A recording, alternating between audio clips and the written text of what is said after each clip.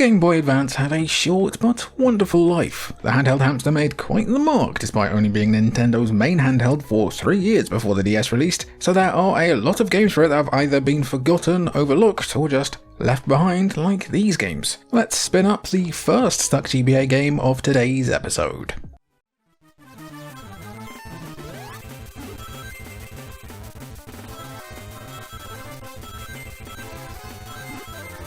It's honestly shocking that Sega haven't bundled the Sonic Advance trilogy into some kind of collection or re-release yet, considering they love re-releasing the golden era of Sonic in various Mega Drive collections or bundles like Sonic Origins. It's kind of like a kink for them at this point, I'm pretty sure, and also, they like money. Meanwhile, games like Sonic Advance 1-3, Sonic Rush for the DS, and Sonic Rivals for the PSP have been lost to time or specific websites. If anyone from Sega happens to be watching this, firstly, where's the new binary domain, you cowards? Secondly, and more importantly, can we get a Sonic handheld collection at some point in the future? You can even check that Game Gear games in there too. All 3 Sonic Advance games offered a more modern version of the classic Sonic gameplay with an aesthetic based on Sonic Adventure and beyond. The core gameplay is basically the same, as you're running from left to right as fast as possible, trying to collect rings and Chaos Emeralds while fighting against Eggman's evil schemes. Each game allows you to pick from several characters, each with their own unique abilities, though Sonic Advance 3 is the most complex offering, letting players control teams of 2 to use both the characters as skills. While Sonic Advance 2 has a good bit of what analysts call annoying bollocks, they're all pretty good games, so we need to give Sega a pizza our mind for abandoning them.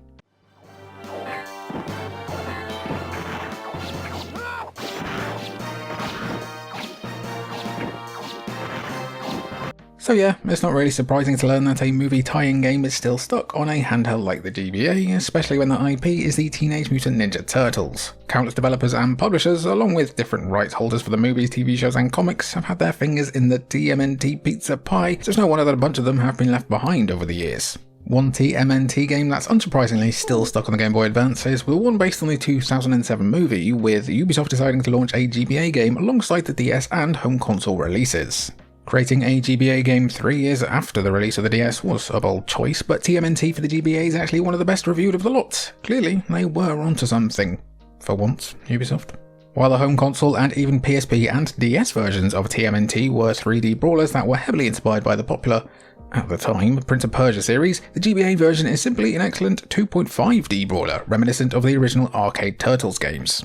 The GBA wasn't exactly bereft of brawlers, in fairness, with the Jackie Chan Adventures offering another excellent licensed beat-em-up, but being able to play as the Turtles as they batter the Foot Clan is always fun, and the game has some very clean animations and nice sprite work to boot. If you're enjoying the current emergence of modern retro brawlers, TMNT might scratch a nice throwback itch. There's also the TMNT game from 2003, which isn't as good, but is still pretty decent. Let us move on to the next game though. Slug? LadySmaell Slug? I'll work on it. I'll work on it in post.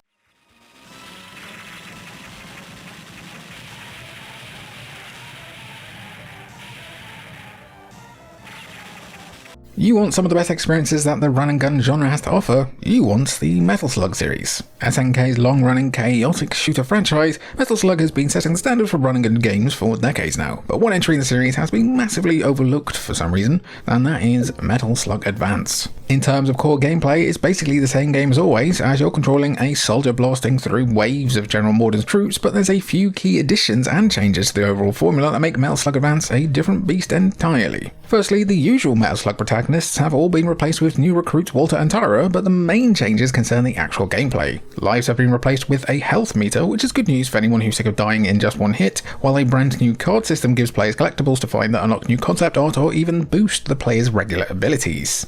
Metal Slug Advance's card system alone makes the game a lot more replayable, while the life meter ensures players of all skill levels can enjoy this underappreciated entry in run and gun greatness, but it's still no walkover. Also, if you want more Metal Slug-esque action on the GBA, check out the Lilo and Stitch game. No, I'm serious, it's Metal Slug under the guise of a Disney game. Quite the infiltration there.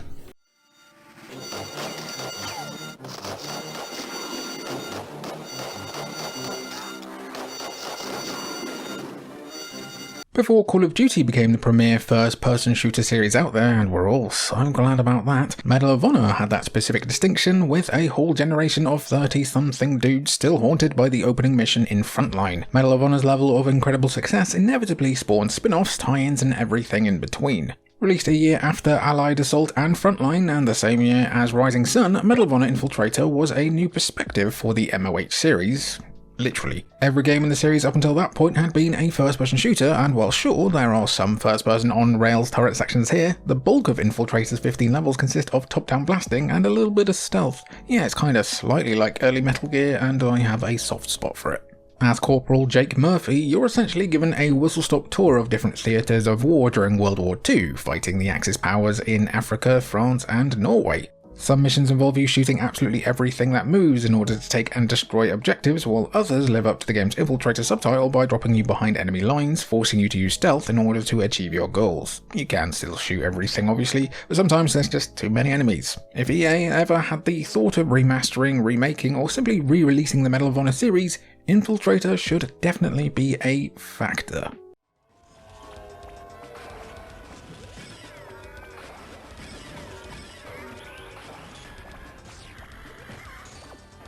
Like most retro gaming channels, we're definitely guilty of bringing Astro Boy Omega Factor up whenever we get the chance, along with most other treasure games, our beloved. But when it comes to excellent games that are still stuck on the GBA, the fact that Astro Boy Omega Factor hasn't been ported to other platforms yet is wild.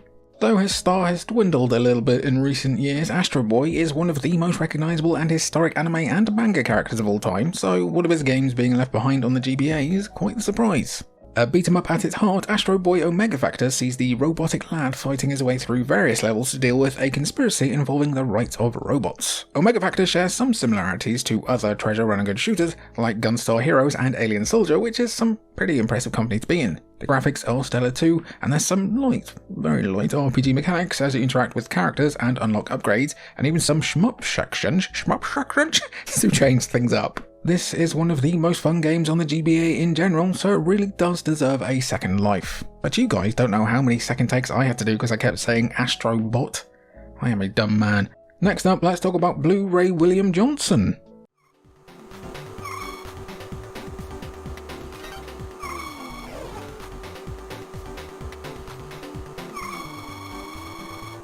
As well as spelling carnage like a normal person, trying to release a racing game on the Game Boy Advance must have been tough, as you were competing with some pretty big hitters. Mario Kart Super Circuit, F-Zero Maximum Velocity, my beloved, and V-Rally 3 are just a few examples of excellent GBA racing games, so if you were going to try and compete in such a tightly contested genre, you needed to do something to stand out.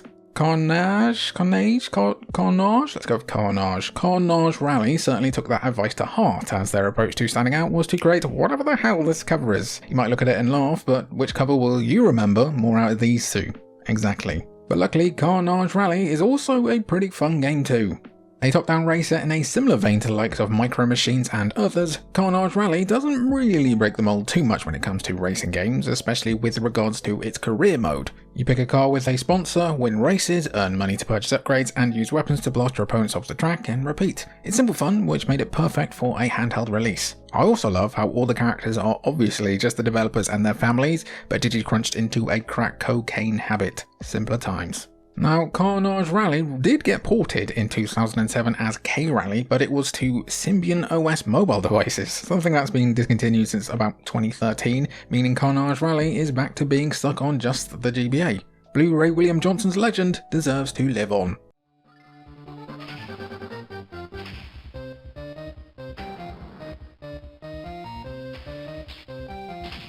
People like to snipe at The Last of Us Parts 1 and 2 or Skyrim, rightly probably, for the amount of times they've been remade and re-released, but there's arguably a worse offender from much earlier in the history of the gaming industry, and it's like 1% as successful as any of those. Enter Luna, the Silver Star.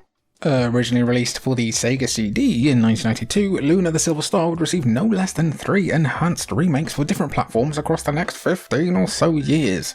2 of them were Luna Silver Star Story Complete for the PS1 in '96 and Silver Star Harmony in 2008 for the PSP. There was even a remastered collection of Silver Star Complete and Luna 2 released recently, but we're concerned today with the second re-release of the first game, Luna Legend from 2002 on the GBA. In some ways, Luna Legend is a scaled-back retelling of the events of the original game, as due to the storage restrictions imposed by the GBA's cartridge, features like voice acting and the full video cutscenes had to be removed entirely. However, Lunar Legend did also change what would have been a decade-old story at that point, altering some dialogue pieces to essentially tell a more compact version of a JRPG classic. Is Lunar Legend a definitive version of this game? Maybe not, but it did introduce limit break style special attacks that would be used in the PSP release, making it a key part of Lunar's evolution. Also, the sprite work is nothing short of phenomenal here, so basically being forgotten is a shame. Right, that's the end of this entry.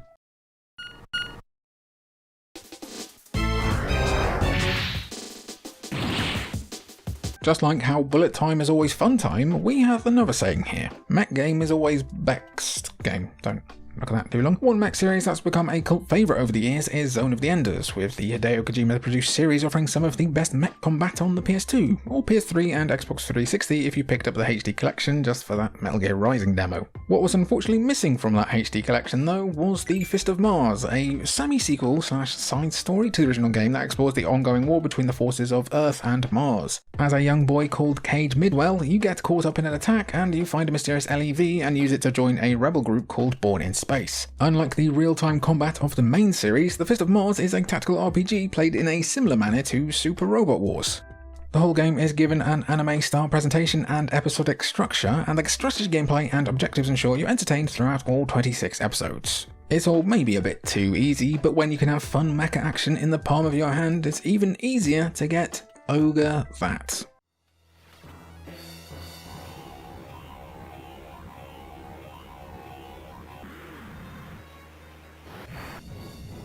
Despite being one of the forefathers of the tactical RPG genre, we don't see much from the Ogre Battle / Tactics Ogre series these days. Square did release a port of the PSP remake of Tactics Ogre Let Us Cling Together, titled simply Tactics Ogre Reborn for PC and most modern consoles in November 2022. Nobody played it, but aside from that, it's been radio silence. Maybe we'll get some kind of Octopath Traveler-esque remake out of them in the future, maybe, but they shouldn't forget about Tactics Ogre The Night of Lodis on the GBA in the process. A prequel story to the events of the rest of Tactics Ogre, the game follows the titular Knight of Lodis, Alfons, who begins to learn firsthand about the violence and oppression Lodis is inflicting on the neighbouring country of Ovis. Not the bread. Like other Tactics Ogre games, you manage multiple units of soldiers, each of them with their own race, class, and alignment that affect how they perform in battle, with each side taking in turns to try and wipe each other out. The mission-based structure made Tactics Ogre a handheld dream, while the sheer amount of choices and requirements needed for the various endings helped to keep this one easy to pick up and get lost in even today. Speaking of things that got lost,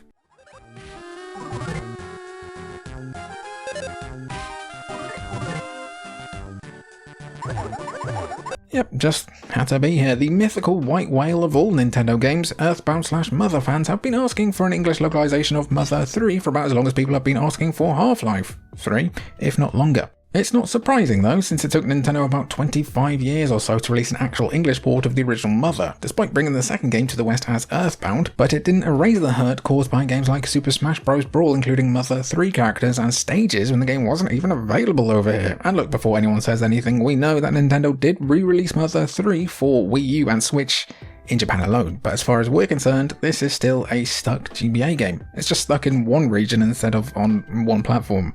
A top-down RPG like previous entries in the series, Mother 3 follows new kid Lucas as he deals with the rampaging pig mask army, gathering a crew of like-minded party members in the process. While the RPG combat is mainly the same as other games, Mother 3 did introduce a rhythm action-inspired element to the combat, as players can string together attacks in time with the background music to deal additional damage. Throw in some incredibly charming and lovable characters, and it's no wonder that people have been begging and pleading for that Mother 3 localization, but to be fair, you don't need to find an official localization, matey. But what makes this worse overall is that the game is on Nintendo Switch Online in Japan right now. Nintendo, you tarts. Outro gang, we did it again. You know what would be good to get that again? These games releasing, eh? Oof. I do actually have a theory that they have Mother 3 ready to release whenever, whenever there's the next big controversy. So like whenever they want people to forget about Lario, who's Mario's slightly xenophobic cousin, they'll just release Mother 3 over here and everything will be forgotten. What GBA game do you think has been unfairly forgotten and left behind? Be sure to let me know down below in the comments. Down below. I've been Jimmy, been good having you, and thanks for watching.